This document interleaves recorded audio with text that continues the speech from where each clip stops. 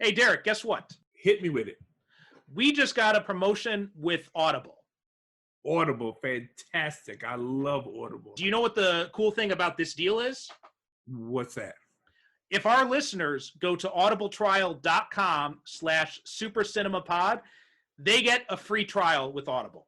And do you know what they get with that? What do they get with that? Tell me. They get one free audiobook of their choice, and they get 2 free Audible originals, which is special content that Audible makes available free for all its subscribers. Are you kidding me? That deal is so good, I may go myself and sign them. Do you think they let you keep the books after you're done? No, you're not going to tell me they let you keep the books after you're done. Yes. In fact, you can go sign up for a trial, and you can cancel before the trial ends, and you get to keep the books you've already downloaded. Well, I don't see how you can beat that with a stick. Exactly, yeah. And you can, lots of great books, especially for fans of this show. You can listen to Super Gods by Grant Morrison, which is all about like how the superhero comics have changed and evolved over time. Or you can check out Marvel Comics, The Untold Story. Which is a terrific book. I have that both in hardcover, and I listen to that on Audible myself in my car while traveling back and forth. And there's also another similar book that's called Slugfest, which is about like the wars between Marvel and DC Comics. Oh, okay. So that's another one you got to check out too. So yeah, head on over to audibletrial.com/supercinemapod and start your free trial right now. You get 1 free audiobook and 2 free Audible originals, and you can keep them even if you cancel before it's over.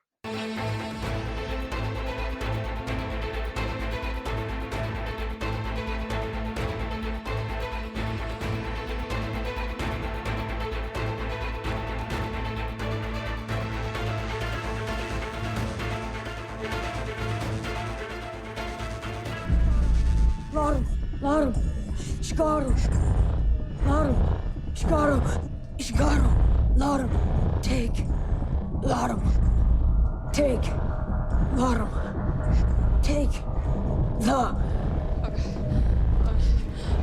Brandon! Take, the,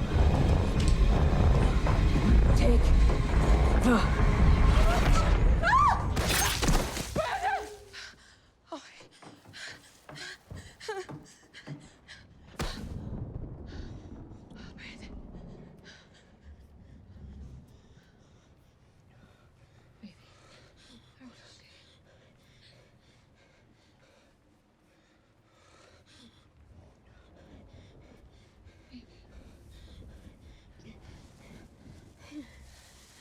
It cut me. Okay.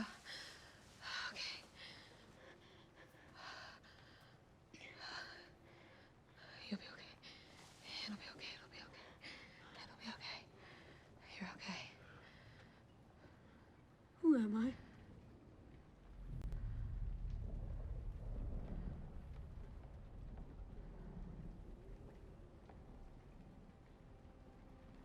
You're our son.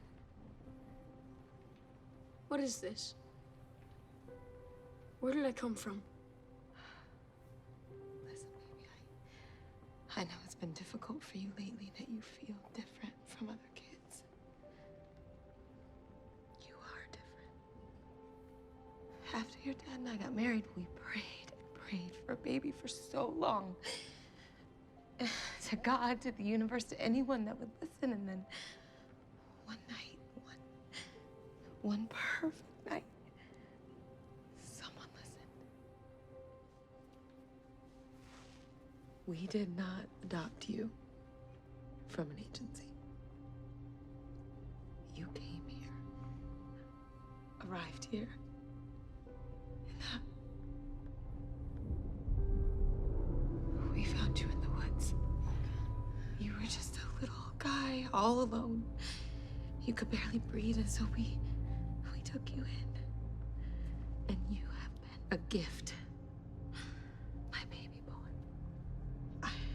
I can't even imagine how overwhelmed you must feel right now.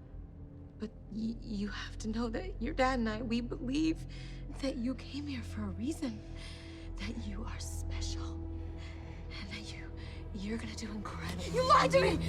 We just wanted to take care of you. And we always planned. You lied to me! You lied!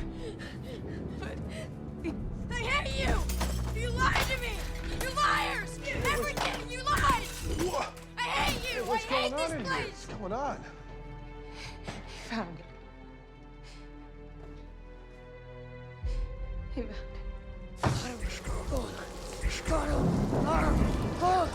Take the gold. Take the gold. Gold.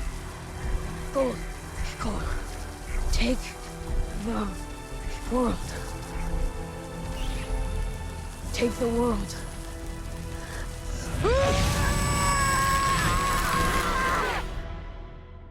Welcome to the Superhero Cinephiles podcast. I am half your host, Perry Constantine.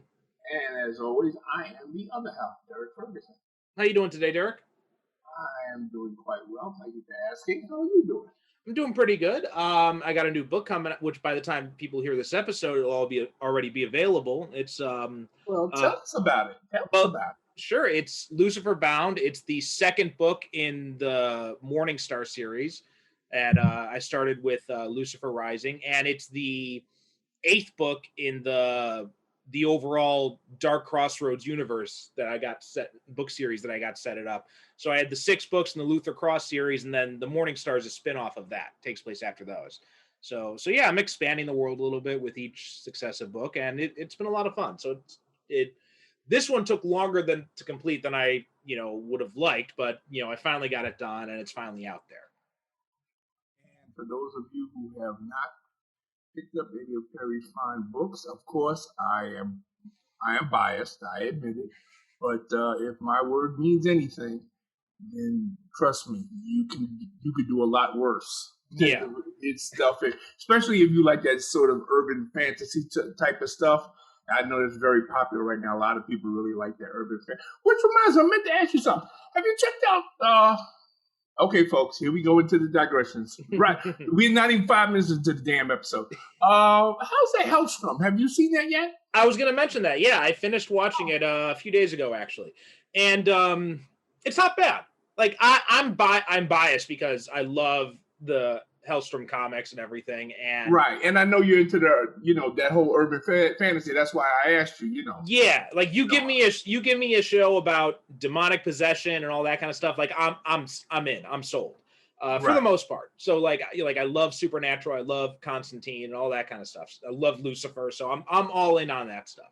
So so I was already baked into liking this. So I dug it. It's a little, it's not the best, but I will say this: it's not the worst thing that Marvel Television has ever done. Like that honor still is reserved for Inhumans and the first season of Iron Fist. Oh God, yeah. Yeah, but it's far better than those, and it's on par with like probably the better seasons of Agents of S.H.I.E.L.D., I'd say. Which, by the way, I still have not. I'm sorry, I cannot get through that first season of Iron Fist. I just can't. I can't. I've tried like 2 or 3 times.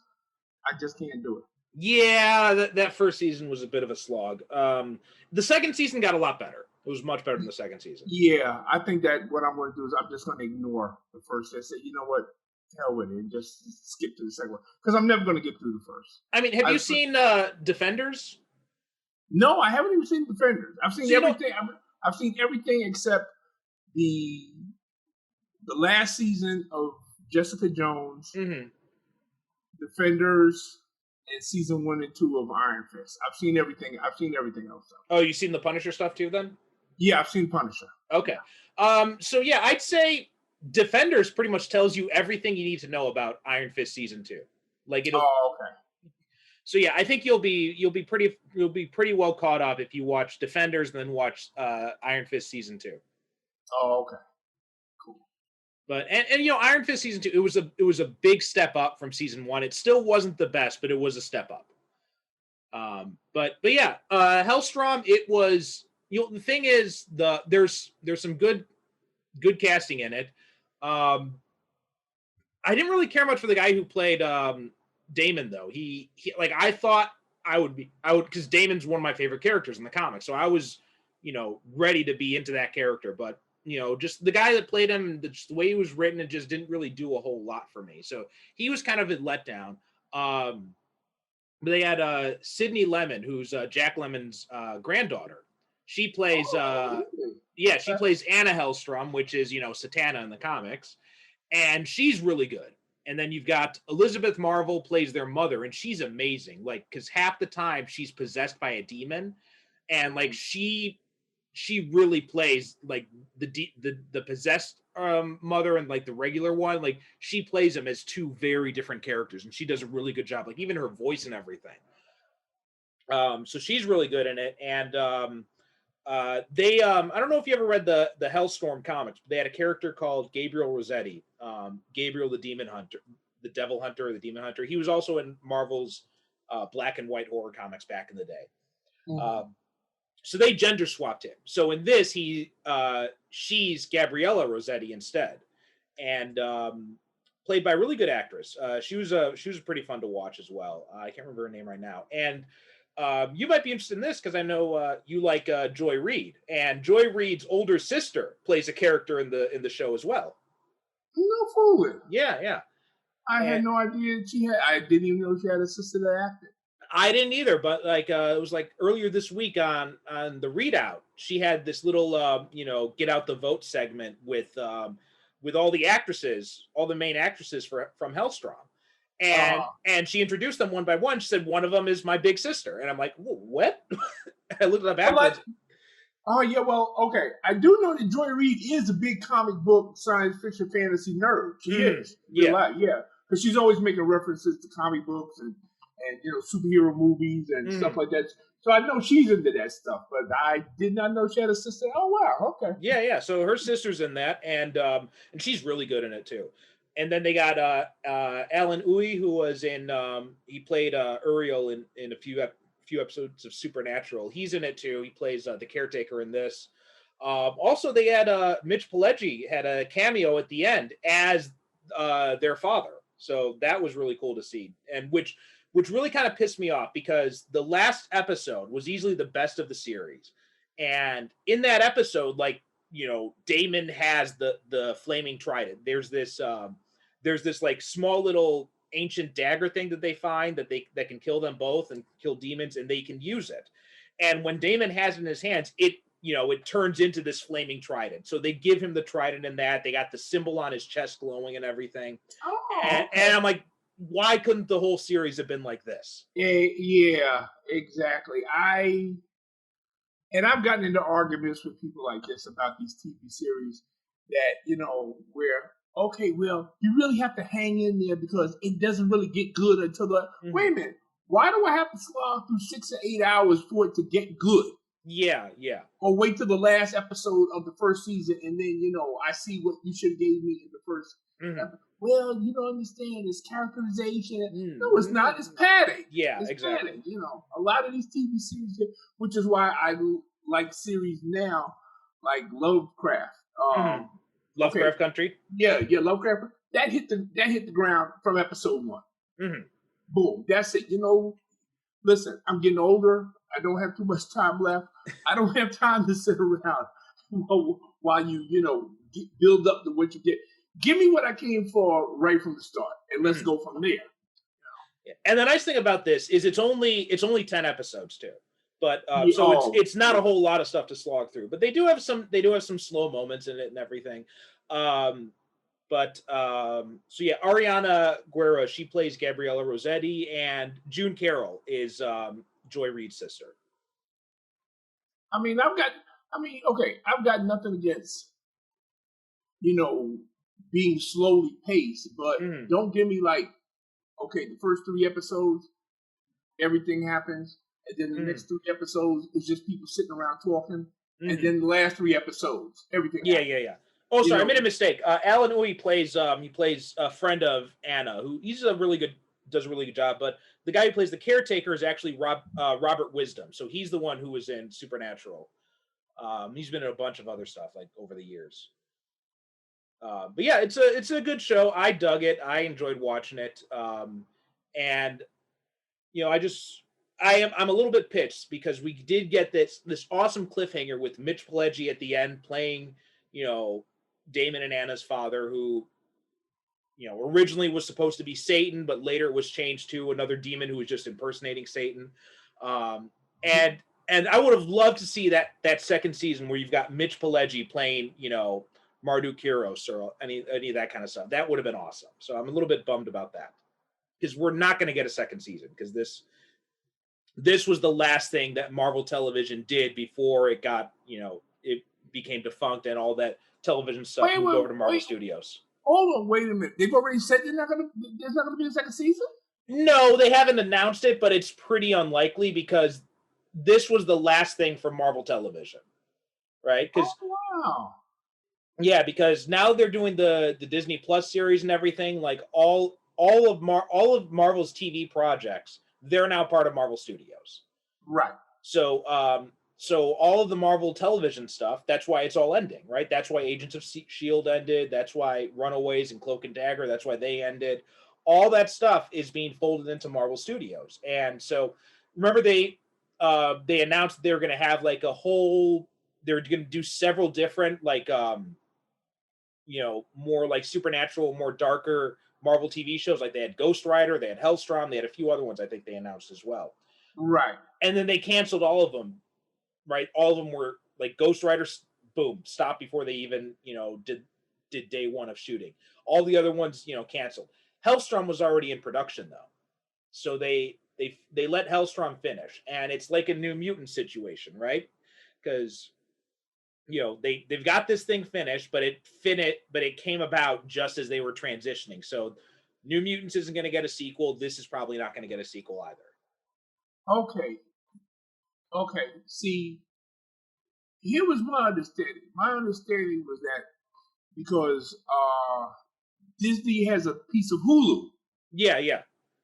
So my understanding was that like the kind of like more quote unquote adult sort of stuff, Marvel series, like like the horror themed ones and stuff like that. Like they were going to do that and present those on Hulu, and like the more family friendly ones were going to be on Disney Plus. I still believe that still is the plan, but it's just the production studios, right? Because it was all done under Marvel Television, which was separate from Marvel Studios, right? Because way back in the day, Kevin Feige threatened to quit because Ike Perlmutter's an asshole, and Disney's like, no, we can't let Feige go, but they also couldn't get rid of Perlmutter because part of the deal when he sold Marvel to Disney was that he gets to keep his position. So then they said, you know what? Here's what we're gonna do. We're gonna separate Marvel Studios out from Marvel Entertainment. So now Kevin Feige gets to control all the movies and stuff. And that's why the TV shows suddenly and the movies stop paying attention to each other. Yeah. Because you remember those first two seasons of Agents of S.H.I.E.L.D., they were heavily tied into what was happening in the MCU. But after that, it was just kind of like they were like completely separate universes. Yeah.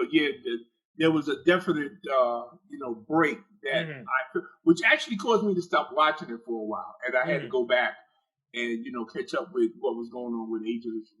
Because I think I stopped watching with the whole Inhuman thing, and that was like the worst season. Yeah, and then I got sick of the thing with what's her name was taking over the show. What's her name, Daisy or something? Daisy, like that. Yeah. And the show became all about her and her issues and problems and stuff like that. So I stopped watching it for a while. But some people like you included, who else? Bobby Nash. A few other people said, no, Derek, you want to go back and watch it. They bring it back not to what it was, but it gets better. So it gets a lot better, yeah. Yeah. Because you know what? I really did love Agents of S.H.I.E.L.D. Like those first couple of those first like 2 seasons was I think it was around the midpoint of season 1 is when it really started to take off and it found its footing, and then season 2 was great. Yeah. And then after that, it kind of like shit the bed because that was when the break happened, and that's when Ike Perlmutter wanted to force the Inhumans as the new X-Men because he thought, Inhumans and mutants are the same thing. It's like, no, they're not. And then what was it? That guy, they kept bringing him back. He was supposed to be like the big bad in every season. What was that guy's name? Ward? Oh, Grant Ward. Yeah. Oh my God. They kept bringing him back and bringing him back. I said, what? So I had left for a while because I said, I just can't anymore. It really got good when they brought in Ghost Rider. They had Ghost Rider come in and they broke away from the Inhuman stuff, and they were starting to do stuff with like the Darkhold and all that kind of stuff, which is really cool. Like, pulling these deep cuts from Marvel continuity. So yeah, they had some cool stuff going on there for a while. But yeah, and they separated this out, and now Feige's got control of all over the TV stuff, and Perlmutter's pretty much just got the comics now, which hopefully they'll be able to take that away from him too. Because fuck that guy. Well, really, I mean, you know what? That's really what they should just do. Just have one guy in charge of the comics, and another guy in charge of the movies and the TV shows.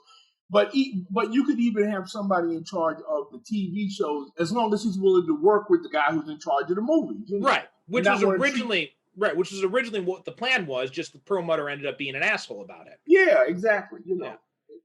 It's really when people start playing their little politics and egos get into play, that sucks. Yeah. Put it mildly.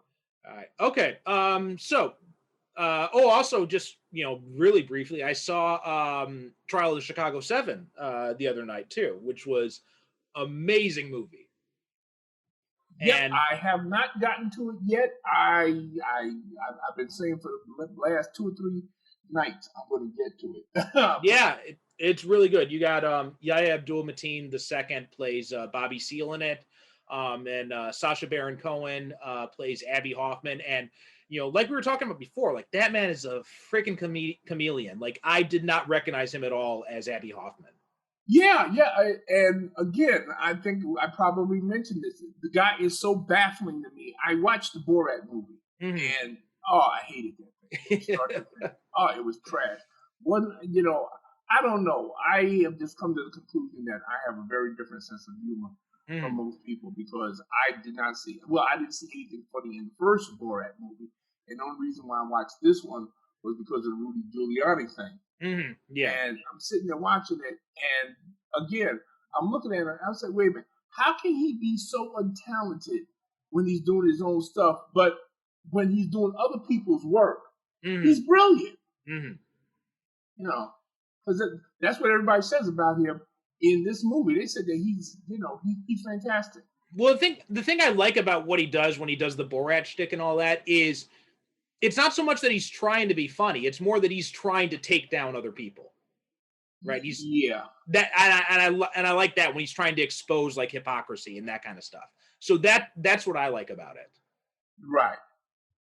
Not so much that it's funny. Like I agree. Like the first Borat movie, there were some parts that I chuckled at, but a lot of it I didn't find funny at all. But I did like when he was exposing hypocrisy and that kind of stuff. That's what I really took away from it. Yeah, because he does have a couple of bits that he does in there where he really pulls the cover, and he exposes like a few things about some people, and especially Rudy Giuliani, who, as I keep telling people, this is nothing new, folks. We knew the man was a racist pervert back in the 80s. This is nothing new, but now everybody's talking about, oh my God, the man is terrible. Well, duh, yeah, we've been telling you that for 30 years that the man is terrible. So did you see Donald Trump was ranting about Sacha Baron Cohen on Twitter and everything, and then Cohen responded. He said, he's like, well, I'm always looking for racist buffoons to put in my movies, and you're going to need a job soon. So how about let's talk? Well, this is true. This is true. Yeah. God willing. But yeah. So anyway, got some news this week as well. Sure. Yeah, just little bits of stuff that I saw around the internet. So one is some speculation. So Dacre Montgomery from Stranger Things. There was someone made like some fan art images of him as Wolverine, like 2 years ago. Okay. And recently he posted it up on his Instagram. He posted that up on his Instagram and then instantly deleted it, like almost immediately after. So really? yeah. So there's no official announcements about what's happening with the X-Men, the MCU, but seems like Montgomery and I haven't seen him in Stranger Things because I have only seen the first season. Looks like he was in seasons 2 and 3. seems like he might be willing to play Wolverine. Also, Luke Hemsworth, brother of Chris, and who cameoed as fake Thor in that play in Thor Ragnarok. He also wants to play Wolverine too. So we got some, different people jockeying for the role there, but nothing. And this fan art, like this, looks pretty cool.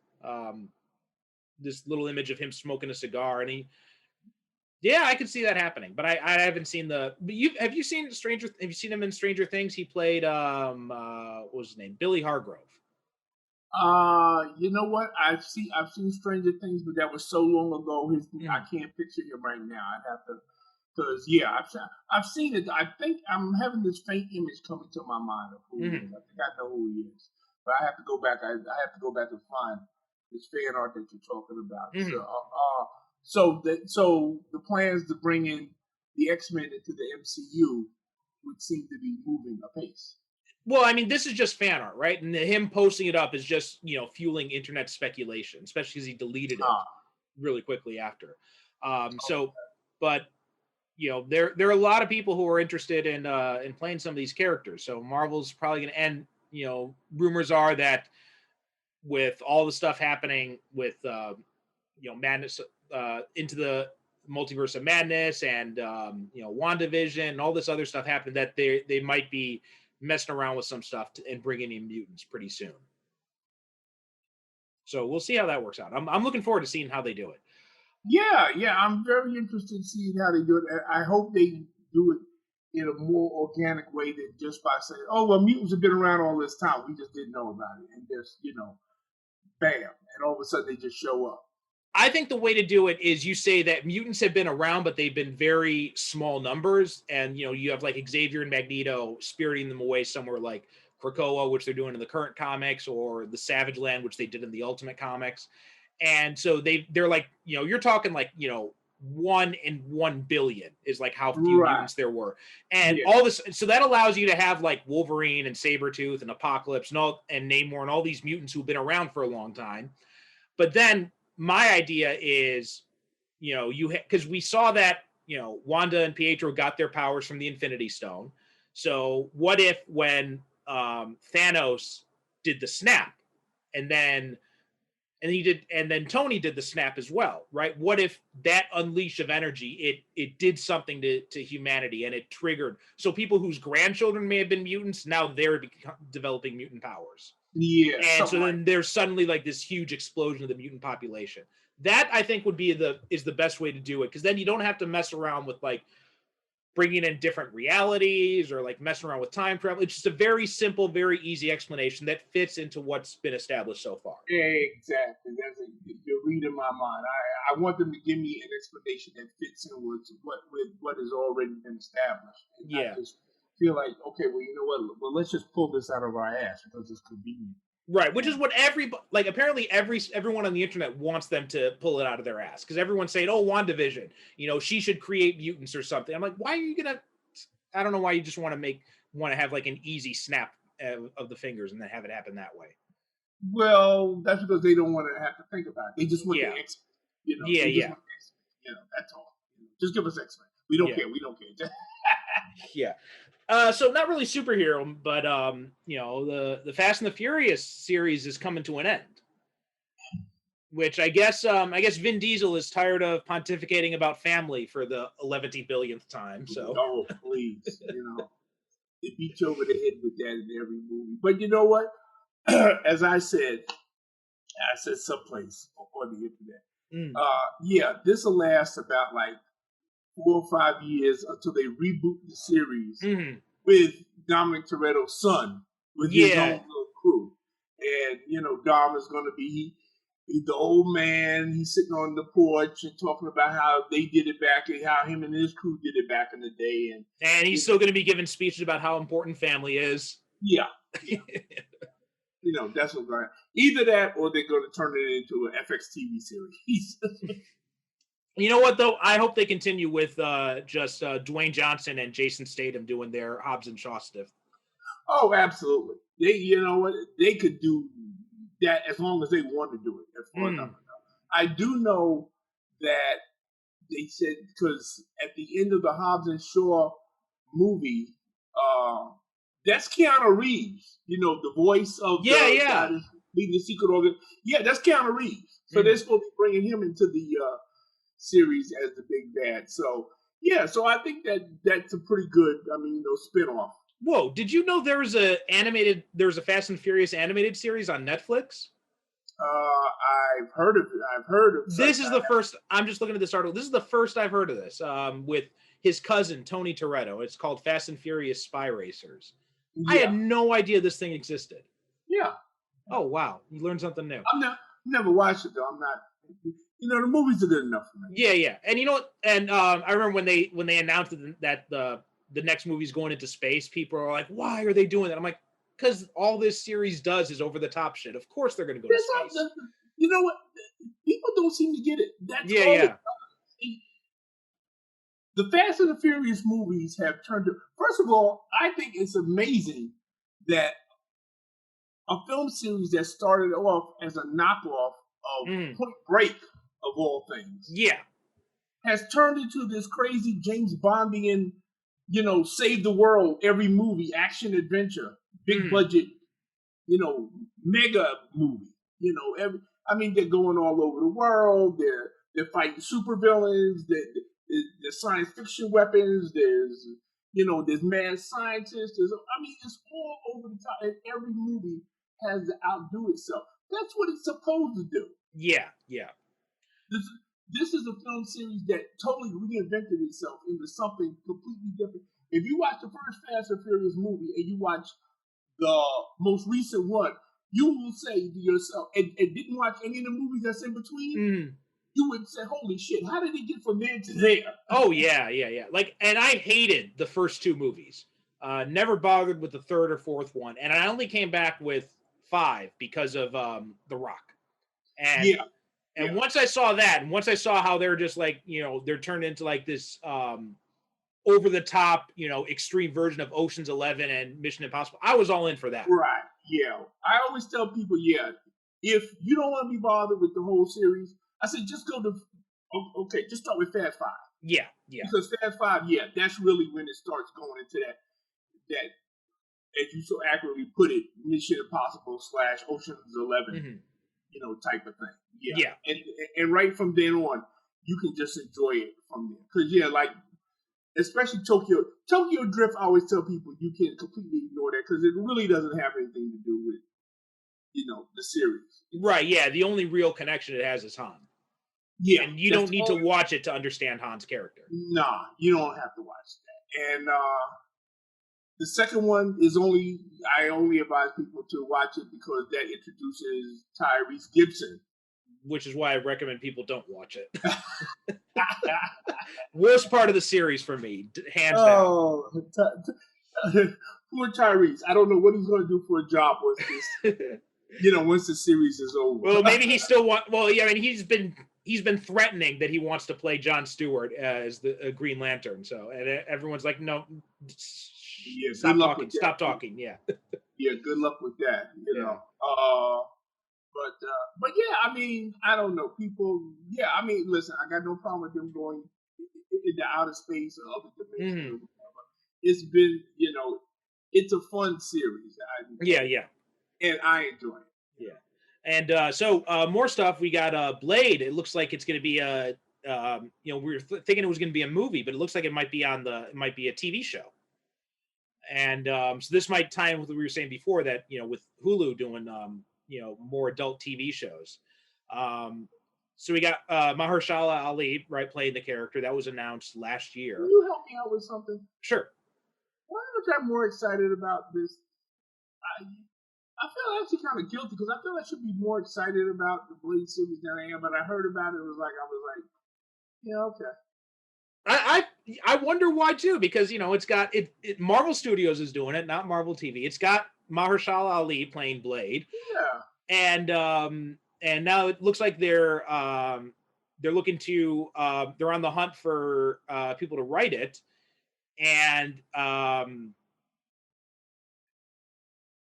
they're looking for mostly black writers too. Looks like. I don't know why, but you know what? I read that story. It was either yesterday or report today. It was this big story. Oh, we're going to have all black writers, and I don't know, for some reason I don't know, that just left a bad taste in my mouth the way that did. Like, I don't know. Maybe it's just me. I have to look deep inside myself on this. Okay. Let's All move right. along. I'll come back All to right. that. So we got some more Zack Snyder cut stuff coming out. Joe Manganiello looks like he's going to be coming back as Deathstroke. Will this never end? Well, Manganiello it looks like he's coming back as Deathstroke. Who knows how much that will actually be in there. But I'm much more excited about that than, the idea that Jared Leto is coming back as the Joker. But really? I thought you didn't like him. No, I said I'm much more excited about Manganiello coming back as Deathstroke than I am about Leto coming back as the Joker. Oh yeah, well, I mean, if they announce that what's his name is coming back as Lex Luthor, then I'm just like, nope, I'm done.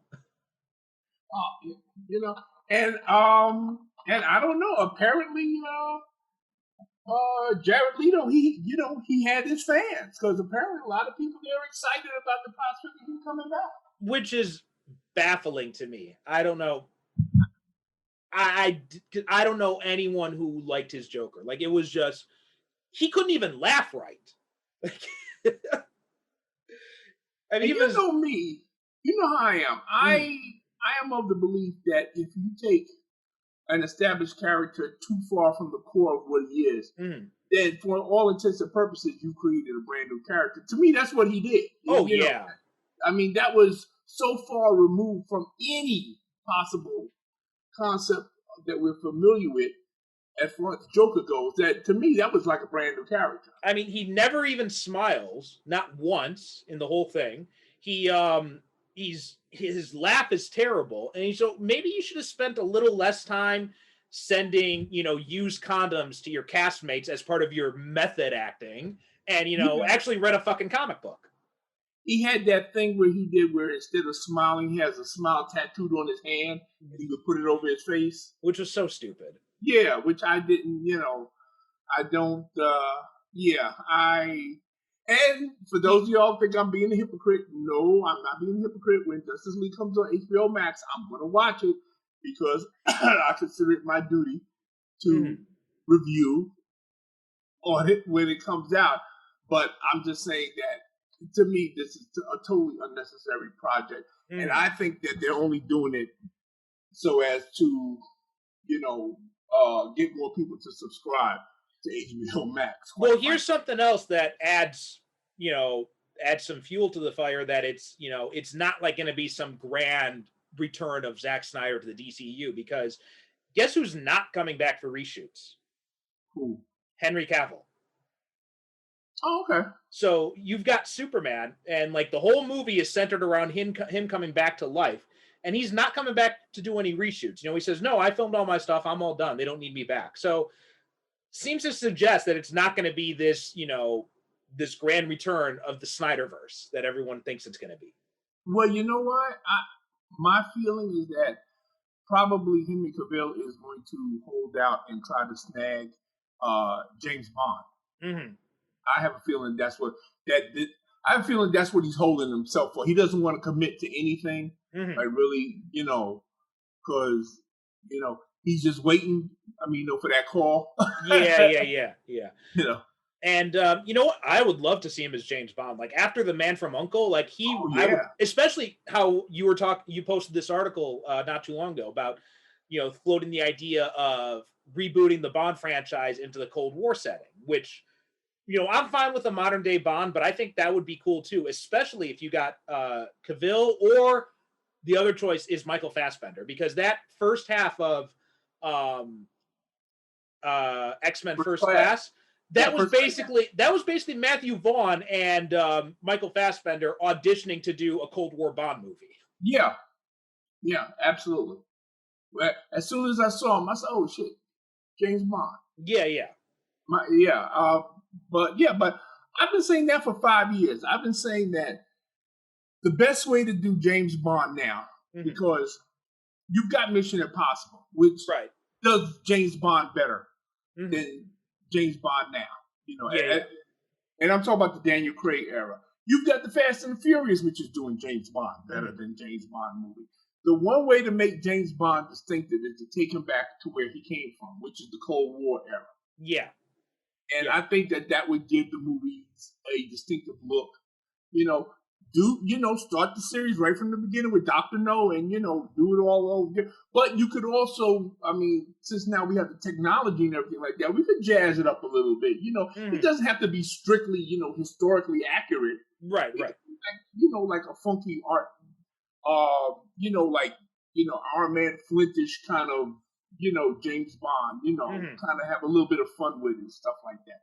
It doesn't have to be strictly adhering to, the policies or whatever the time was, whatever. So I think, I think that, and Henry Cavill looks like he belongs in that era. Oh yeah, totally. And he proved it. And Man from U.N.C.L.E. he was basically playing a Cold War James Bond in that.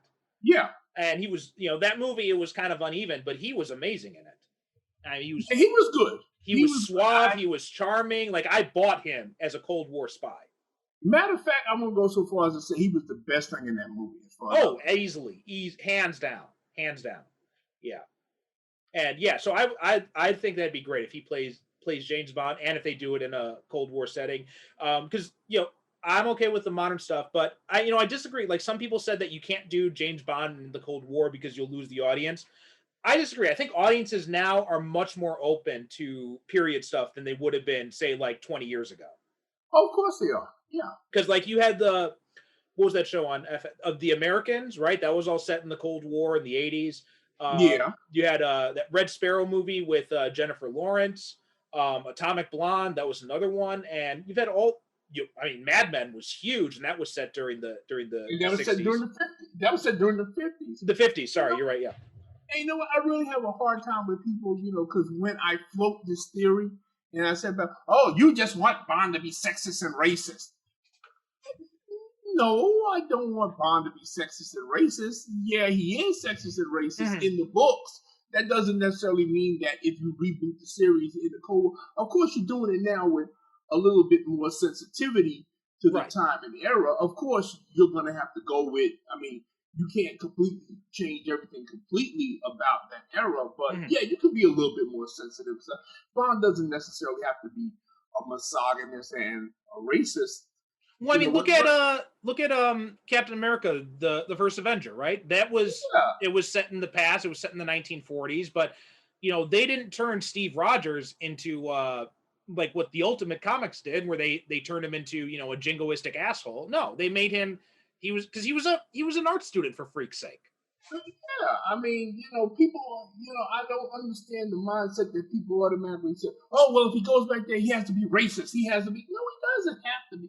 It doesn't have to be that. If you have a certain amount of imagination and skill and talent, as we have seen, like you said, we have seen period pieces that have been done that dealt with, racism and, misogyny and stuff like that. And they have tweaked the characters and stories, so as to make it more palatable without violating what actually was going on in the country at that time. Yeah. So I got a few more pieces I want to talk about just very briefly. So we got Moon Knight. Looks like we got a guy. Looks like we're gonna get Oscar Isaac as Moon Knight in the Disney Plus TV series. Wow, now that's a get. That's a get. Yeah, Oscar Isaac, man, that's a really good idea. Like, recasting Moon Knight and Mark Spector, and actually making him of Egyptian descent. I think that's a smart move. Yeah, that's a smart move. That's why I approve wholeheartedly of that casting, actually making him Egyptian. That's a nice little step. And it makes so much sense, right? There's no reason you got to have a white guy playing that role. No. Yeah, that's one of those. Moon Knight is one of those characters that if you, I think that. There are some characters that you race swap and you say, okay, well, why did they do that? But Moon Knight is one of those characters where you can do that, Yeah.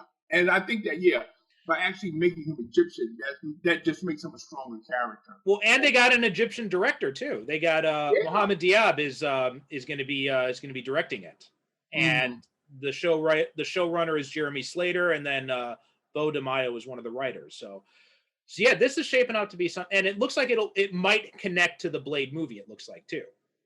Oh, really? Okay. Yeah. So it looks like they're doing some synergy there. So this is gonna be fun. I'm really looking forward to this. I mean, I love Moon Knight, so I'm totally on board for this. Let's see, and one more thing. Looks like we got now. I thought this was really cool. Is Falcon and Winter Soldier is going to feature, quote, a number of Marvel's early MCU characters. And so we already know, Zemo's going to be in it, right? We already know that Daniel Bruhl's coming back, and he's wearing the purple mask, and they got a Funko figure of him recently that shows off his costume, and it looks very much like it looks similar to the comics costume, which is really cool. They also got Batroc coming back too. All right. Yeah. Georges St. Pierre is coming back as Batroc, and I loved it. He was so good in that. Yeah, and I was so pissed that we didn't get to see more of him in Winter Soldier, but I'm glad that we're going to be seeing some of him in this. But yeah, this news that they're going to be featured characters from the earliest Marvel movies, it makes me wonder who are they going to have in it. Like, I'm thinking you could easily see, Thunderbolt Ross come back. That would be possibly Dugan, right? You could see like an old version of Dum Dum Dugan coming back. Right. Maybe Tim Roth is the Abomination, or maybe Samuel Stearns. Maybe they could touch up on some stuff that we talked about last week that was left over from Incredible Hulk. Incredible Hulk, yeah. Yeah. So yeah, this sounds really cool. I'm really interested to see what they mean by this and where it's going to go. I mean, I think as much as I'm looking forward to WandaVision, I think, just because, I love the Captain America comics, I think I'm looking forward to Falcon and Winter Soldier even more. Yeah, those are I wasn't too sure about WandaVision until I saw this latest trailer that came out. When I saw it, I said, holy shit, yeah, I gotta see this. Yeah. I gotta see this. But I was always on board for, the Winter Soldier. Yeah, same here. Yeah. It's especially if they're going to go around, as you say, cleaning up, those certain characters that were left hanging from the Captain America, films. And,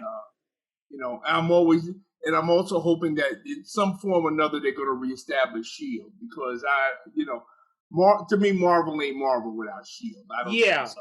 No, you're right. I agree. Yeah, I think that might actually be what the Fury series that they're talking about will be about. Was him like, putting S.H.I.E.L.D. back together. Yeah, that's right. Because Sam Jackson is signed to do a Nick Fury series. Yeah. So I think that would be cool. I hope we get to see that coming back. And that was always something that was in the back of the Agents of S.H.I.E.L.D. because he appeared on there, and I believe the last time that he was on Agents of S.H.I.E.L.D., he kind of like hinted that he was going to be trying to, restructure S.H.I.E.L.D. in some kind of way. Well, what he said, he came in the first season. He came in at the end of first season, and he turned S.H.I.E.L.D. over to Coulson. Right. And then of course, the stuff diverged. They didn't really do anything with it after that. But now that Agents of S.H.I.E.L.D. is over, now it seems like the door's open for him to bring back S.H.I.E.L.D. Maybe even we get Coulson come back. Who knows? And hopefully we get Melinda May back in some way too. Yeah, well, she's too good a character to lose. Yeah, absolutely. Yeah. Okay, so let's talk about this movie. So because we got Halloween coming up this weekend, and I wanted to choose something kind of Halloween-y. So I chose Brightburn, which was produced by our good friend James Gunn from Guardians of the Galaxy. Yep. And this is going back to his roots because he started off in horror movies. So this was a little interesting thing. Like, it's basically taking the Superman story and twisting it. So instead of becoming the savior of mankind, he becomes a messed up little sociopath. Yeah, but something? Okay, here's the thing that I didn't like about this movie. Mm-hmm. And yeah, you're right. I mean, this movie makes absolutely no... I mean, that's one good thing that I like about this movie. It doesn't try to be cute or try to, leave you little clues or fake you out. This is Superman. This is, what would happen if Superman came to Earth, was found by a kindly couple, And like you said, instead of becoming a superhero, he becomes a psychopath. But what I didn't like was that, okay, because as we all know, children are horrible creatures. Yeah. Let's be honest. They are. Children are little shits. They are. They really are. I mean, we love them. They're adorable. They're cute. They're a lot of fun to be around. I love being around kids, you know. But kids can also be horrible creatures when they want to be. Yeah. This movie gives this child the out by saying that it was the spaceship that turned him evil. I would have much preferred it if the kid had said, well, you know something. He discovers he has these powers and he says, well, shit, you know something? I really don't have to listen to anybody now. I think that would have been a more frightening element, that he just comes into his own realization that, well, there's really nothing anybody can do to stop him. Because you already know what kids do already. Yeah, you got a good point there. I didn't have a problem with the spaceship thing, but I can definitely understand where you're coming from. And you're right. I think it may have worked a little bit better. Yeah, but then again, this isn't a movie that goes into deep psychological waters. Let's be honest. Right.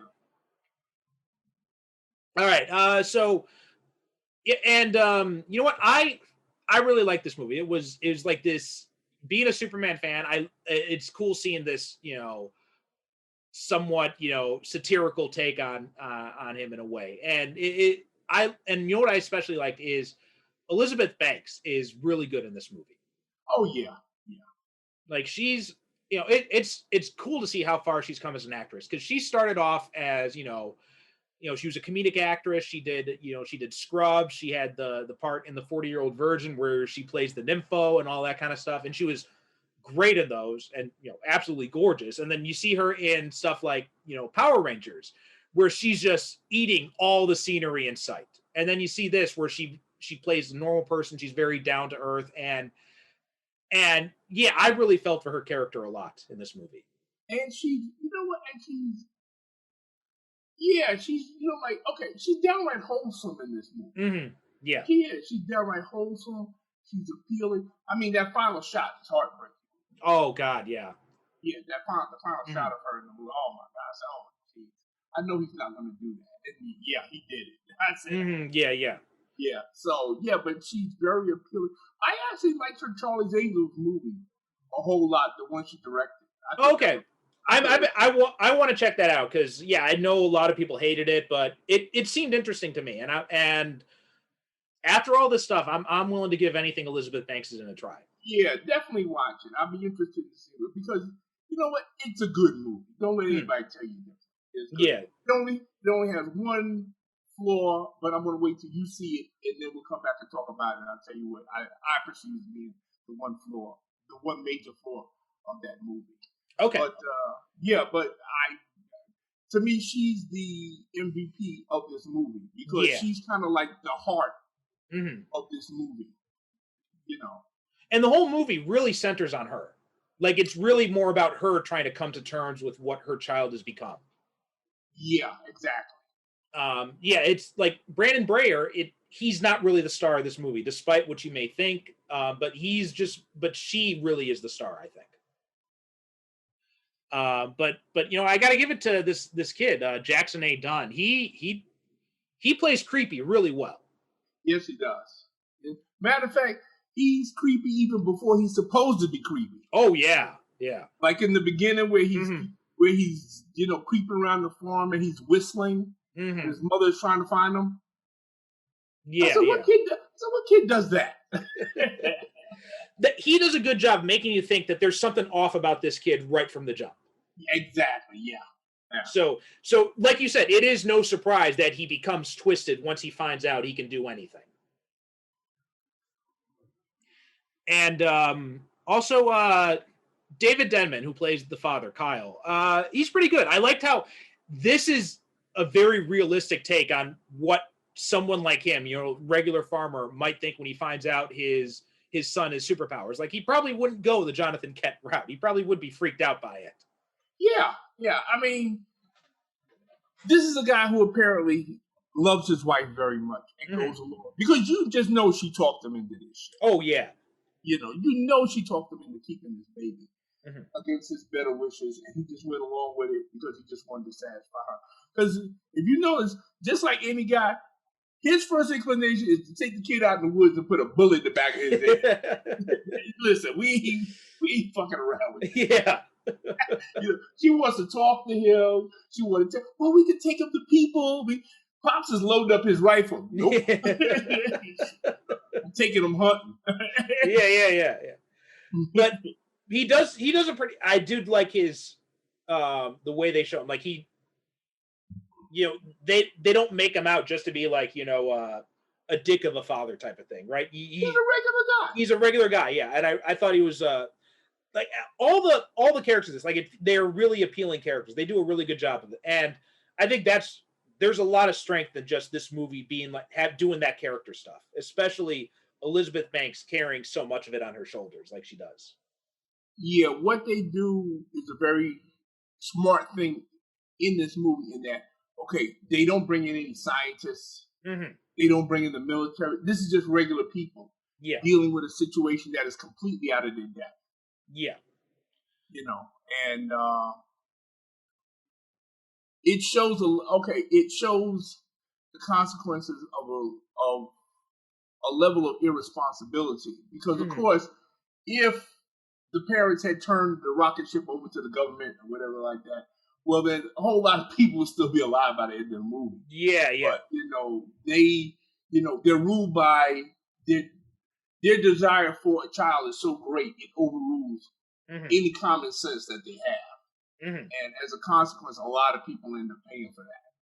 There's also a lot of allusions to other, because this takes, it takes familiar territory in horror movies and familiar territory in superhero movies, and it combines them together in a really cool way. And it makes it something that's, even though all the beats for both of those, you can see all the fingerprints all over it. It still feels kind of unique, right? Like you've got the whole thing about the demon child aspect, right? So you got, the parents struggling with it, with, one, in kind of in denial about it, the other one being like, no, there's something fucked up about this kid. These accidents that keep happening to people, all that is straight out of movies like The Omen, The Exorcist, all that kind of stuff, right? Oh yeah. But instead of it being a supernatural origin, it's alien. It's a superhero origin. Yeah. So that's why I mean, and it takes the very familiar superhero origin story and it mashes them together. And even though there's nothing original in what happens in either of those things, right? If he were the son of a demon, right, this movie would seem like a total ripoff of The Omen or The Exorcist. Right. But if this was just a straight superhero movie too, it would just seem like a ripoff of Superman. But the fact that they combine those two together, it makes it seem somewhat unique. Yeah. Even though I'm sitting there and I'm watching it, and it's the weirdest thing. I'm sitting there and I'm watching it, and me and my wife are watching it, and even she got it. I mean, 15, 20 minutes into the movie, she said, "This is Superman, right?" Yeah, I said, "Yeah, it's Superman." She said, "Oh, okay." And so we watch it, and I mean, you can pretty much, like you said, the beats, and when this one is going to get killed, and what's going to happen with this one, and what's going to happen with this one. But oddly enough, I didn't care. Exactly. I was just enjoying seeing how they were playing out the familiar tropes by combining the superhero and horror elements, as you say. It's a well-made movie. There isn't a single surprise in this movie. I mean, as far as I'm concerned, but it's so well put together. I found myself not caring. Yeah. There's also an interesting bit with the difference between wasps and bees. Which, so when he's talking about wasps, right, he says they're more aggressive than bees. They work in groups to attack, and that one species forces other insects to raise its young. And that basically is what his species has done, right? They force these humans to raise him, and even when and then he kills them, right? And then even his mask, it has like a wasp feel to it. Yeah, I picked up on that too. It got like that insectile. Yeah. And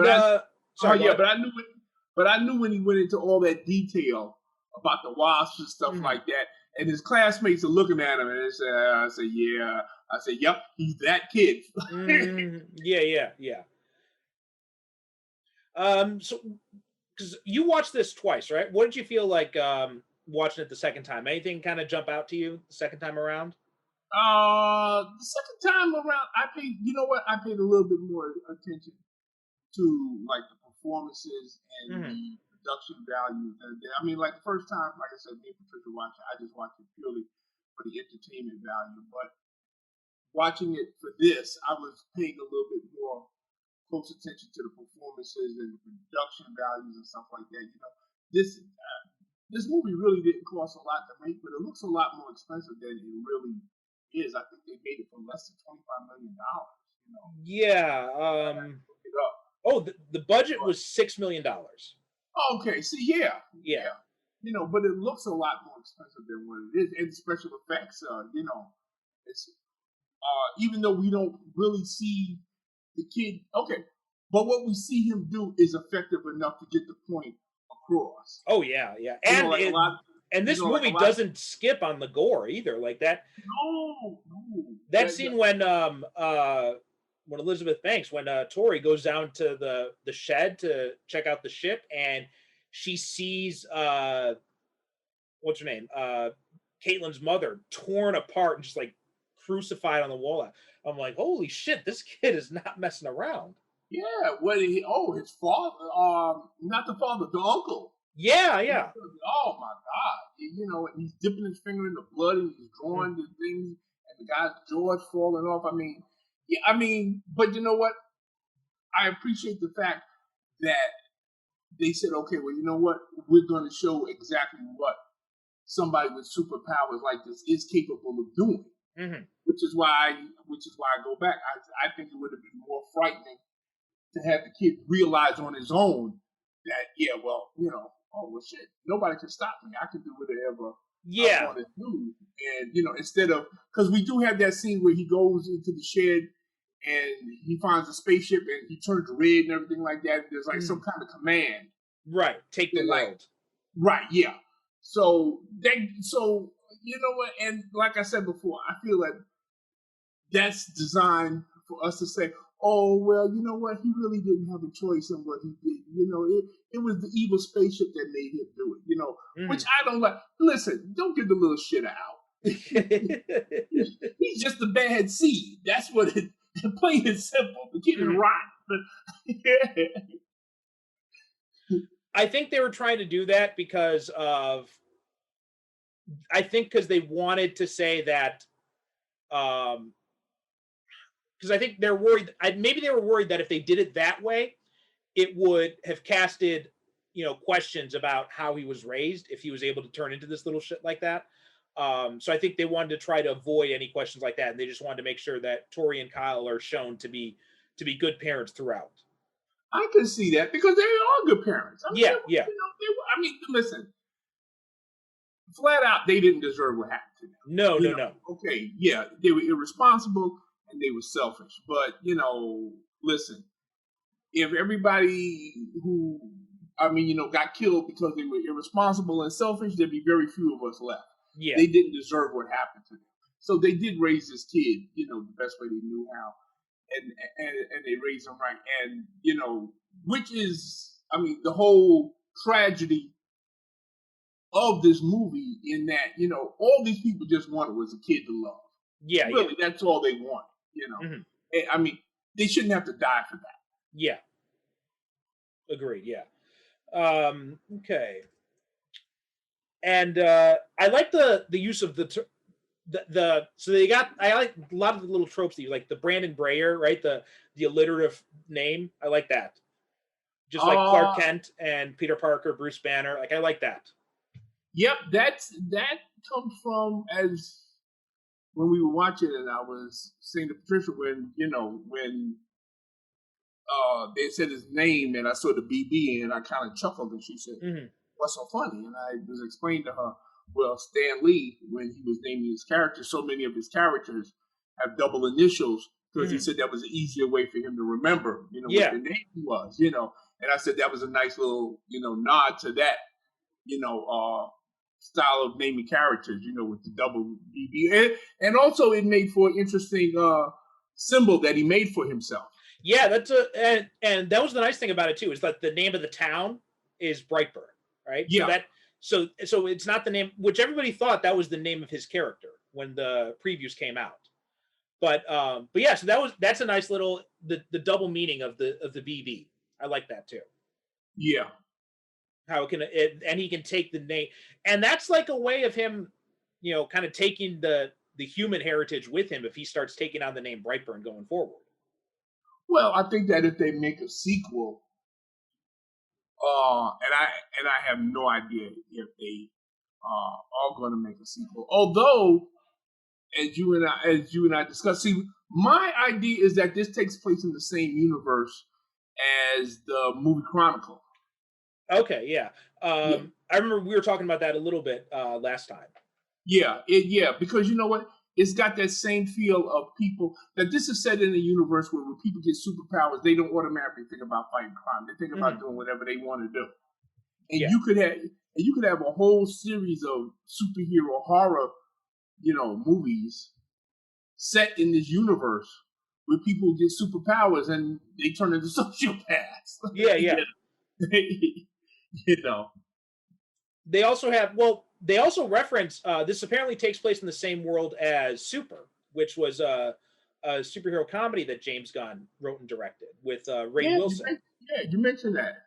Because at the end of the movie, during the credits, they've got they show, because this also didn't do what I thought it would do, right? And they start to tease that they're going to go in that direction with, Tori's going to find some way to kill him, and she's going to succeed in killing him and taking him down, right? They lead you in that direction, right? She realizes the ship can hurt him. She takes a shard of the ship, and then she's ready to stab him. And then right before she does, he grabs her hand, and then takes her, and then kills her. And then at the end, you see the the plane crashes into the plane and brings it down in his house. So everybody thinks that he's the survivor of this horrible accident, and he's just sitting there creepily eating cookies at the end.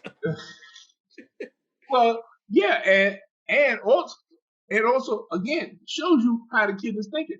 That's a good way for him to cover up the mutilation that he performed on his mother and father and his aunt, because everybody going to say, well, they just got caught in crash.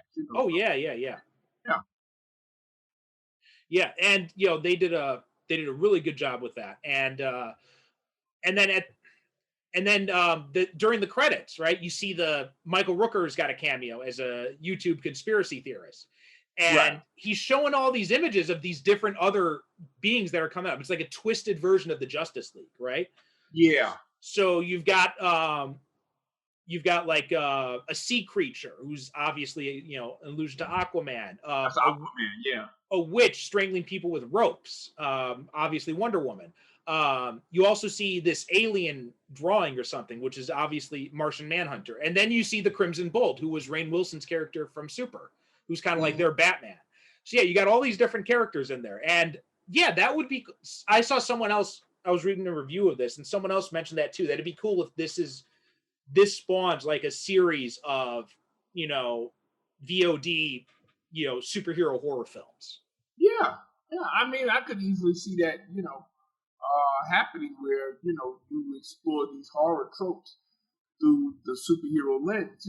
It's just another way of looking at superhero stories and seeing how these characters go in a twisted direction that, we don't, that of course we don't expect, because what would a world be like if we had a Superman who was a sociopath?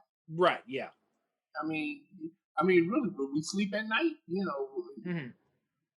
Seriously, it really is a frightening concept. Once you think about that, and I think that this movie does a good job of conveying that sort of fear. That of course, we're automatically programmed to think that superheroes are benevolent, beings that are looking out for us and everything like that. But if 2020 has taught us anything about human nature, is that it's not always benevolent. Yeah, definitely. So we've seen what ordinary people with ordinary power can do. So what would extraordinary people with extraordinary power do? And I think this movie does an excellent job of conveying that kind of fear. Oh yeah, yeah. This is one of those movies that makes you glad that superheroes don't exist. Yeah, yeah, And pretty. and as much as we love superheroes, right? I mean, I've always said like if they had because you're thinking about like think about the X-Men. They always have the thing about, registering mutants.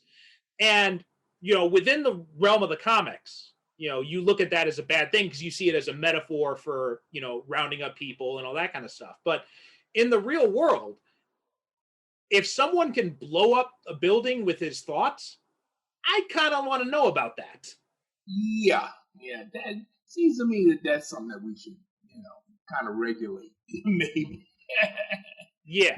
you know, you might want to know about a guy that can turn invisible, and Yeah. or a guy that can fly, or walk through walls or something like. Mhm. Yeah, maybe we should keep an eye on this character. Yeah. So yeah, I want to. I'd like to. I'd like, and I like to. That is a cool thing to explore in movies like this, and it gives you a chance to play with genres a little bit more, right? You can you you get to play with the genre, both the superhero and the horror genres, and like we said, it gives you a chance to kind of show something a little bit new about it too. Now let me ask you something. Mhm. Why is it that you think that we don't have more superhero horror movies? You know what? I don't know. That's a good I, question. I mean, I mean, I could think. I mean, I think of this. Okay, when you say superhero horror movies, the only movies that come to my mind are the Ghost Rider movies, Chronicle, and this one. yeah. Also, the Blade movies, you can put those in there. Constantine, kind of. You know what? The Blade movie, to me, they're more like action. Hmm. It's not really like, like the vampire thing is like a gimmick to me to give him Yeah, yeah. give him superpowers. It's not really like, so he'd be on an equal footing, with them. Well, I don't know. The second one, well, that's Guillermo del Toro. The Yeah, second yeah. one is hard. Yeah, the second one is okay. I'll give okay. I mean, that's Oh, what I say, like kind of, so I kind of, because you got those horror movies that are more one genre, like you got horror movies that are mostly comedy, right? And so I think that kind of the Blade series, it's kind of like in the Aliens Predator vein. yeah, yeah. So you got those. Well, it's got vampires, so okay. Yeah, yeah, yeah. Okay, horror. But yeah, I don't know. I mean, there have been some attempts, right? You had the Swamp Thing TV series recently on that was first on DC Universe and is now on what do you call it? The CW. They're reshowing those episodes. Hold up. Here's my. I can't let this go because when you talk about horror, I think of something that's trying to scare me. Mm-hmm. And the Blade movies don't scare me. I mean, yeah, they have horrific things that happen in it, but it's not like, okay, this movie where there are things in there that's designed to try to scare me. Yeah, yeah. If this makes any sense. That's why, when you say the Blade of horror, well, horrific things happen in it, but it's not like it's scare me. It's more like it's trying to thrill me. Right, yeah. So, I don't know if that makes sense. No, I get that. My thing is that I'm to the point where like pretty much no horror movie scares me, so I don't even really notice that stuff. Yeah, yeah. I mean, horror movies really don't. I mean, I don't know. I just wrote an article for Biff Bam Pow, and I was talking about. I was relating the story in the article about when I first saw the original Texas Chainsaw Massacre. And I went with a bunch of friends of mine. And, they made me get up and move because I was laughing because I couldn't believe that anybody was taking this seriously. Yeah. And I don't know. Maybe I don't know what it was, but it's not a lot of movies. Okay, the horror movies that scare me is something that could actually happen to me, like Duel. Duel scares me because me and my wife take a lot of road trips. Mm-hmm. So I could see me conceivably pissing off somebody to the point, of course, with road rage and stuff like that. Yeah, yeah, yeah. Okay, that scares me. Requiem for a Dream. Right, yeah, yeah. Because I work with drug addicts. Mm-hmm. That scares me because, but stuff like Friday the 13th and all that kind of, and so and all that kind of stuff, that shit, that shit don't happen. Mm-hmm. Yeah, yeah, yeah. So I kind of take horror just as pure entertainment. I'm not, I mean, there are movies that scare me, but it's not for the reasons that they're designed to scare me. Right. Again, if that makes any sense. No, yeah. I get what you're saying there, and but yeah, I would like to, and also like one you told me that one movie you introduced me to was Whatever Happened to Baby Jane. Oh, now see that shit scares me. That is a creepy ass fucking movie. Yeah. Yeah. See, that scares me. Yeah, definitely. Because it would terrify me to be incapacitated and at the mercy of somebody like that. Mm-hmm. Yeah. Or there's another movie with I think it's Olivia de Havilland, Lady in the Cage, where she's stuck in the elevator. She's trapped in the elevator. Oh, okay. And James Caan is in it, and it's a home invasion. Mm-hmm. And they break into her house and they're like torturing her while she's stuck in this elevator. Yeah. She's an invalid. Yeah, that's another. That's another situation I can see myself in. Therefore, that scares the shit out of me. You know what movie I saw that I didn't think, when I first saw the preview, I thought, that's fucking stupid. And then I recently watched it, and I'm like, actually, that's pretty amazing. And it's The Purge. I'm not sure if you ever saw that movie or any of those. Yeah, do we have to talk about that? Well, you know what I liked about it is like the class warfare aspect of it. Oh, yeah, okay. Like when I saw the preview, I'm like, this is like the dumbest fucking idea I've ever heard in my life. But then I heard people talking about it. I got curious, so I rented the whole series one day and I started watching it. And I watched the first one. I'm like, this is actually pretty brilliant. You know what? I can't get around that. Well, I don't know. Maybe because I'm a materialistic bastard. But see, okay, that one night I'm gonna go hit me a Costco or. But see, that was the thing, because all the people who are really doing all this shit, it's mostly the rich people. Yeah. You see, they're locking up all of their, they're locking up all of their shit. See, me, I'm planning to rob something. Yeah. But like those, those guys who come to their house, they're all, rich kids. They're not. It's all the poor people who are on the run, and the rich older people are locking their doors and pretending they don't notice anything. But it's the rich young people who are going out and killing everybody. I just can't, figure that, okay, all of a sudden, one night a week, everybody is going to turn into a homicidal maniac and just go out and just, I'm sorry, I can't buy it. It's entertaining. I think I like the, what was it? Was it the sequel? What was the sequel? That was Anarchy with Frank Grillo. Yeah, that was Anarchy. Yeah, that was a good one too. Okay. Now, see, I like that one because that one was like the best John Carpenter movie John Carpenter ever made. I like that one. That was a good one. Yeah. Better than the first one. Okay. But yeah, I they should do some more, because the nice thing about horror movies, you don't need a big budget. So you can do something like Brightburn. You can do other stuff like that, and it can be like, imagine you could do a Batman, like this kind of approach with Batman, with a Batman type archetype character, right? Someone who his parents die and now he's using his money, but he's like a homicidal maniac instead. Isn't that the premise of that Warren Ellis?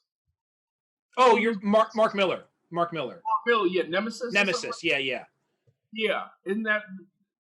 Because I heard something about that's supposed to be like a TV series or a movie. Yeah, I mean, he's going to be doing something like that. I don't know how that's happening, but yeah,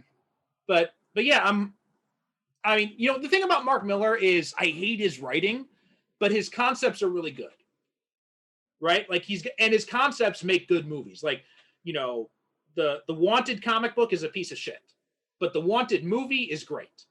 Yeah. You got like Kick-Ass, right? Me and my wife just rewatched that movie the other day. That's a lot of fun. What's the other one? The Kingsman movies. I love those. Like, he's got these great ideas, but it's just him as a writer, he's terrible. He needs someone else translating his ideas into something that's actually, watchable. So yeah, if I'm hoping that the same thing continues with Nemesis, right? So if they do end up doing that, the Miller World stuff, and they do like a Nemesis, TV series or movie or something, then yeah, that could be really interesting. Yeah, because I seem to vaguely remember reading something that Netflix had bought up the rights to a whole bunch of this stuff, and I'd have to go back and look for it because I read too much shit on the internet. But I seem to vaguely remember something. Okay. All right. So is there anything else to really say about Brightburn? Because this is a short movie. It's only about an hour and a half. Yeah, I mean, listen, folks, if you have not seen it, this movie is as uncomplicated as a cheese sandwich. It really is. It's not a complicated movie.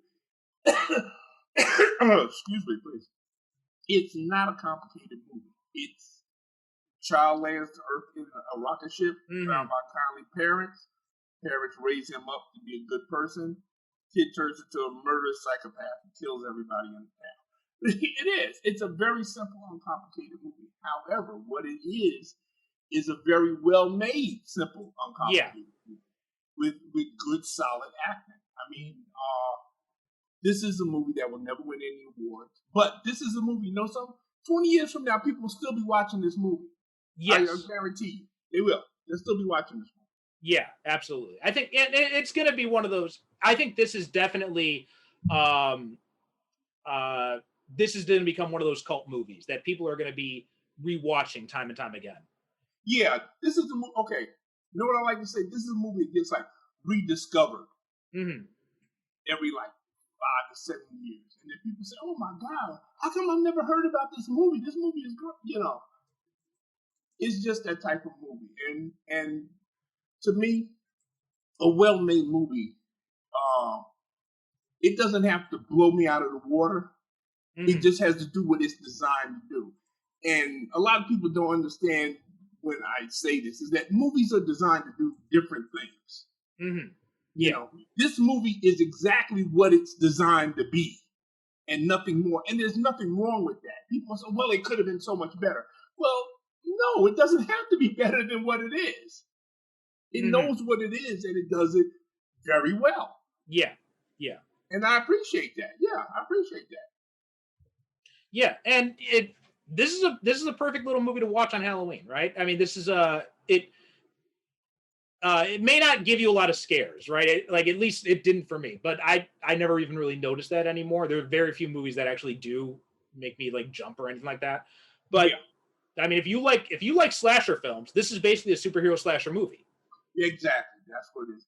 And as we said right at the top of this discussion, if you are not a fan of Elizabeth Banks, watch this movie. I think it will make you a fan of Elizabeth Banks. You know what? In fact, I'm gonna say do this. Make it a 2-part. Make it a double feature. Watch this and watch Power Rangers, because in Power Rangers, she's just she plays the villain in that movie, and she's eating all the scenery. She's just completely having a ball playing a villain in that. See, there you go, folks. Okay, folks. There's your Halloween double feature. Brightburn and Power Rangers. All right. Yeah, because Elizabeth Banks, she's very good in this. She's the heart and soul of this movie. And despite the fact that the movie is supposed to be about this kid, it's really about her and her relationship with this son that she's wanted and what he's turning into and how she's going to deal with it. And she pretty much carries most of the movie on her back, I think. I really do. Definitely, yeah. And she does an excellent job of it. I mean, like I said, I've always found her to be an appealing actress. She does, and she sells her role very well in this movie. Yeah. Okay, so I think that pretty much brings us to the end of Brightburn. I think we talked more about the news of the week than we talked about the movie.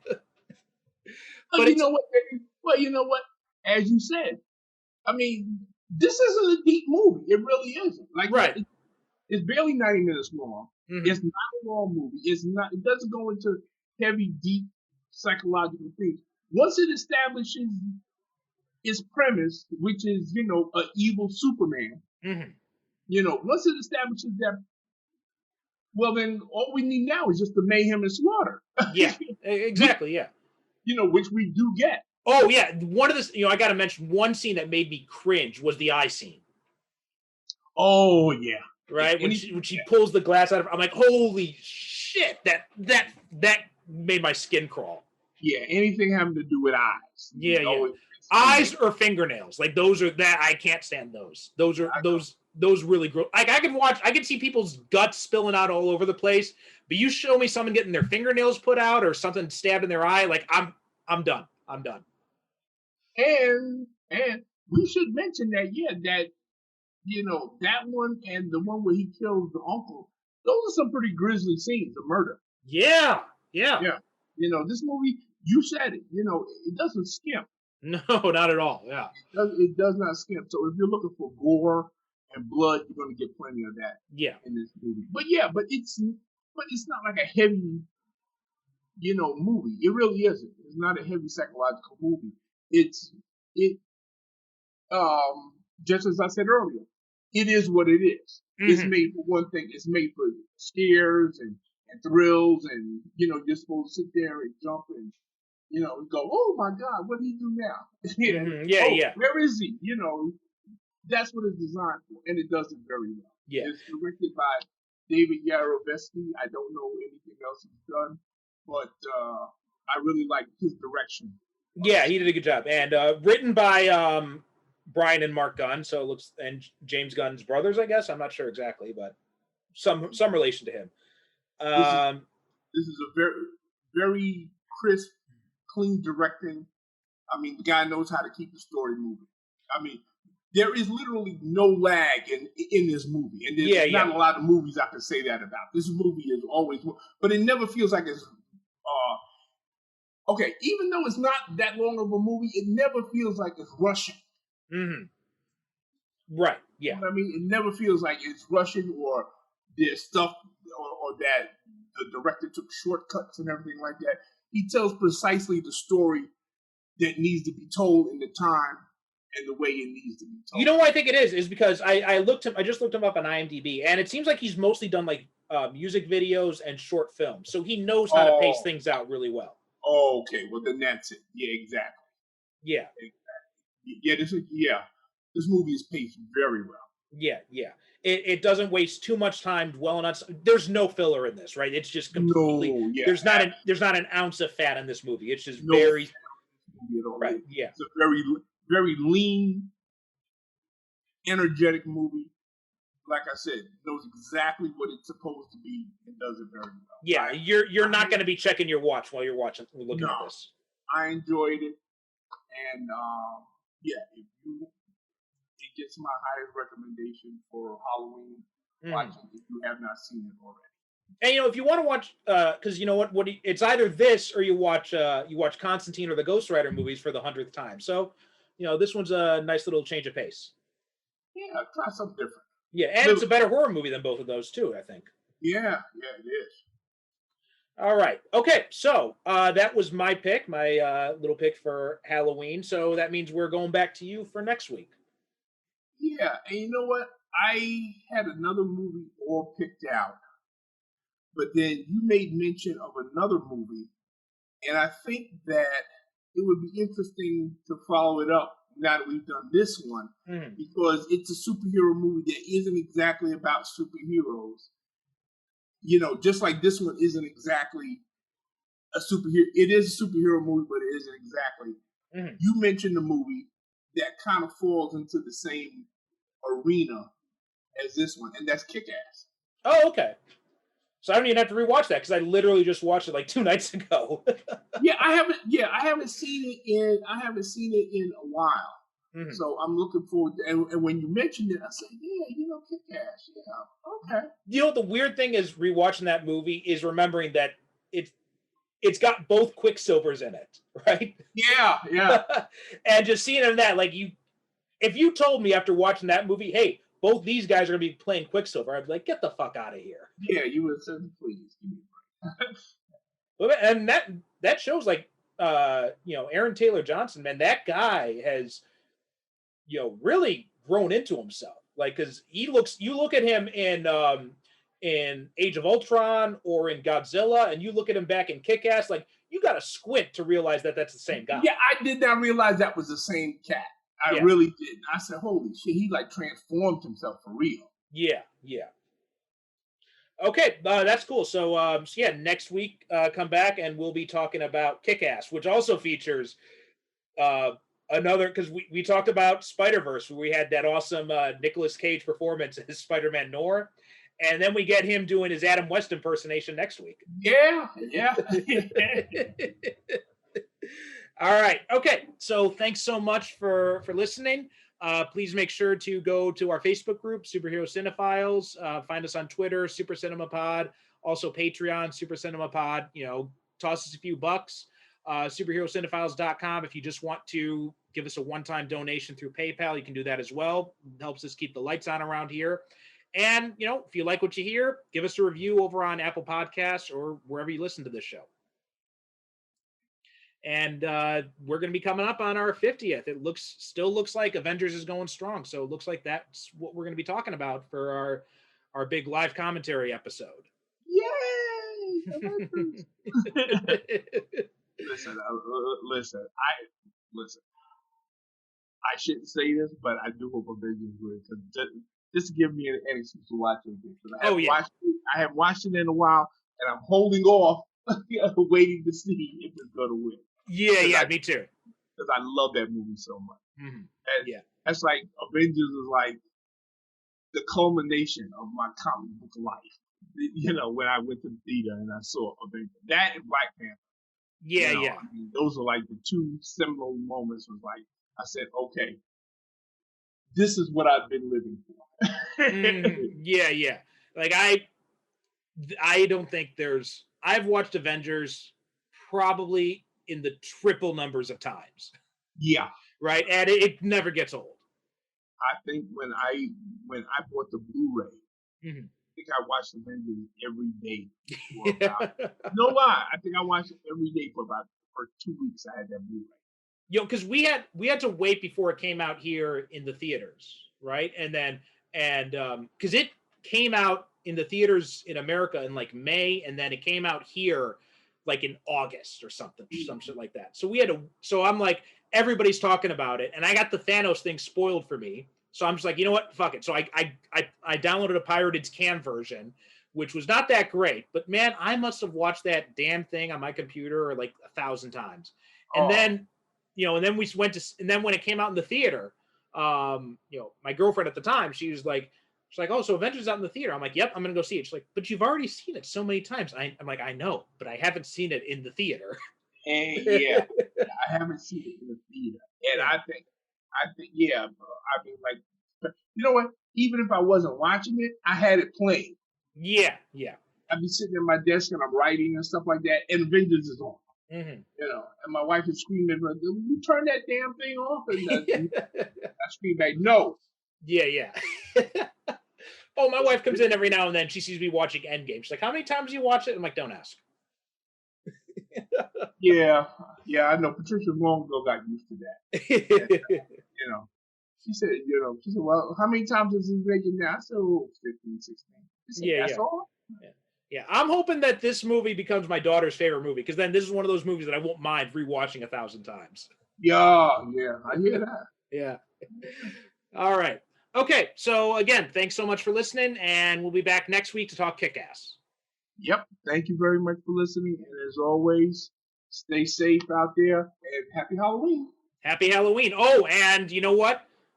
Election's coming up, because by the time this comes out, the election's going to be tomorrow. So if you haven't sent in your ballots now, the Supreme Court just ruled that it can't be postmarked by Election Day. It has to be received by Election Day. So get your ass down to the polling place. If you can do it in person, go down to your nearest ballot drop box or something. Get those votes in, because they're trying to pull some shit. So absolutely, it's the most important election in our lifetime, folks. Mm-hmm. Don't fuck around. Okay. Yeah. Thank you. All right. Thanks so much, and we'll be back next time.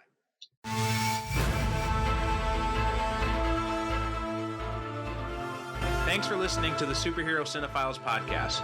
If you have any questions or comments about this or any other episode, or if you have a superhero movie or TV show you'd like us to cover in a future episode, you can email us at superherocinephiles@gmail.com, or you can also visit us on the web at superherocinephiles.com. If you like what you hear, leave us a review wherever you get your podcasts. Each review helps us reach more potential listeners. You can also support the show by renting or purchasing the movies discussed, or by picking up our books, all of which can be accessed through the website, as well as find links to our social media presences. The theme music for this show is a shortened version of Superhero Showdown, a royalty-free piece of music courtesy of BesleonStudios.com.